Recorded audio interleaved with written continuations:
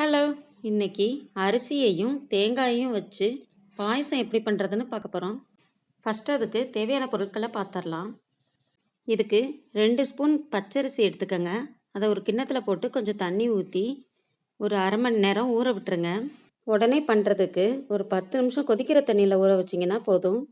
இதுலேயே 6 முந்திரி பருப்பு போட்டு ஊற வச்சுக்கோங்க. இப்போ இதை ஊற வச்சிட்டோம்.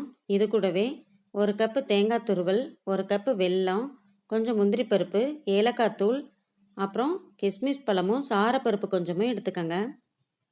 நெய் தேவையான அளவு எடுத்துக்கோங்க. இப்போ நம்ம எடுத்து வச்சுருக்க 1 கப் தேங்காய் துருவலை மிக்சி ஜாரில் போட்டுக்கோங்க. இது கூடவே ஊற வச்ச அரிசியையும் முந்திரி பருப்பையும் சேர்த்துக்கோங்க. இதில் அரிசியையும் தேங்காயும் அரைச்சி மட்டும் சேர்த்து செய்யலாம். ஆனால் முந்திரி பருப்பு சேர்க்குறதுனால இன்னும் டேஸ்ட்டு நல்லாயிருக்கும். இப்போ இதை தண்ணி சேர்த்து இந்த மாதிரி நைஸாக அரைச்சி எடுத்துக்கோங்க. நெக்ஸ்ட்டு ஸ்டவ்வை ஆன் பண்ணி ஒரு அடிக்கனமான பாத்திரம் வச்சுக்கோங்க. இதில் 2 டம்ளர் தண்ணி ஊற்றிக்கோங்க.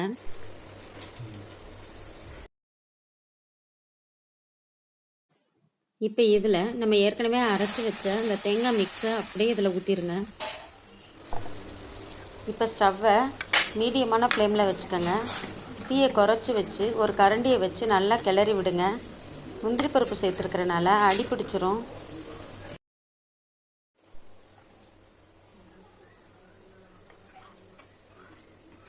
இப்போ நம்ம எடுத்து வச்சுருந்த வெல்லத்தை நல்லா தட்டி 1 கப் வர்ற மாதிரி இதில் சேர்த்துக்கோங்க.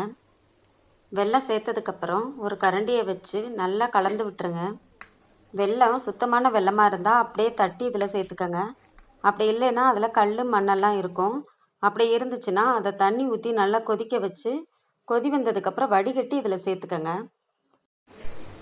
இப்போ இந்த ஸ்டேஜில் 1 டீஸ்பூன் ஏலக்காய் தூள் சேர்த்துக்கோங்க. இதில் அரிசி சேர்த்துருக்கிறனால பொங்கி பொங்கி மேலே வரும். அதனால் ஒரு கரண்டியை வச்சு கிண்டிக்கிட்டே இருங்க. இப்போ இதில் கொஞ்சமாக சால்ட்டு சேர்த்துக்கோங்க. எந்த ஸ்வீட்டுக்குமே கொஞ்சமாக சால்ட்டு சேர்த்தோம்னா அந்த டேஸ்ட்டை தூக்கி கொடுக்குங்க.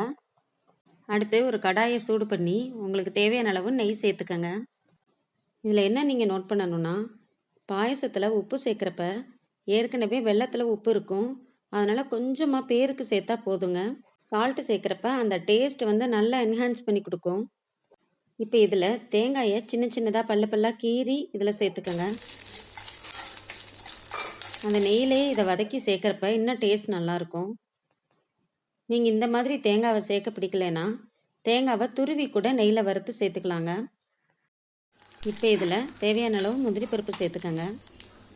இது கூடவே நான் சாரப்பருப்பும் சேர்த்து இதில் வறுக்கிறேன். நீங்கள் இது வேணும்னா சேர்த்துக்கோங்க, இல்லைன்னா விட்டுறலாம். இந்த பருப்பை பாயசத்தில் சேர்க்குறப்ப நல்ல டேஸ்ட் இருக்கும். லாஸ்ட்டாக இதில் கிஸ்மிஸ் பழத்தையும் சேர்த்து நல்லா பொரிஞ்சதுக்கப்புறம் ஆஃப் பண்ணிடுங்க. இப்போ பாயசத்தில் கொதி நல்லா ஆஃப் பண்ணுற ஸ்டேஜில் 3 டீஸ்பூன் நெய் சேர்த்துக்கோங்க. இது நல்ல ஃப்ளேவரை கொடுக்கும். நம்ம வறுத்து வச்ச பருப்பெல்லாம் அப்படியே சேர்த்துருங்க. அவ்வளோதாங்க, செஞ்சு முடிச்சிட்டோம். இதை நீங்கள் சாமிக்கு பிரசாதமாகவும் படைக்கலாம், அமாவாசைக்கும் படைக்கலாம். இதை நீங்கள் செஞ்சு பார்த்து எனக்கு கமெண்ட் பண்ணுங்கள். இது வரைக்கும் இந்த வீடியோ பார்த்ததுக்கு ரொம்ப நன்றி. தேங்க்ஸ் ஃபார் வாட்சிங்.